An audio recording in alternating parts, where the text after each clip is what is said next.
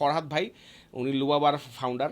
তো যাই হোক, তো উনি যেটা করছে সেটা হচ্ছে উনি হঠাৎ করে এক জায়গাতে খুঁজা বের করে নিয়ে আসে যে ভাই এইটার একটা সোর্স পাইছে 1,000 টাকা। তো আমি বললাম যে 1,000 টাকা, এটা তো মানুষ 3,000 টাকা করে সেল করতেছে। তখন বললো যে আমরা 2,000 টাকায় সেল করতে পারবো, তাও করেন, আপনি ব্যবস্থা করেন। আমি বললাম যে ঠিক আছে করি, ইমেইল মার্কেটিং। সো আমি যেটা করলাম, একদিনে আমরা 20,000 ইমেল মার্কেটিং করলাম, পরের দিন 200 অর্ডার আসছে।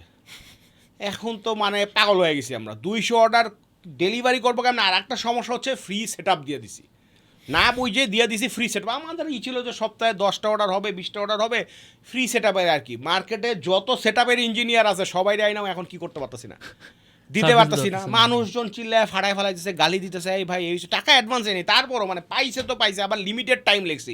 তাদের কথা হচ্ছে যে অর্ডার করছি, যদি মিস যায় তাহলে কিন্তু কি আছে, খবর আছে।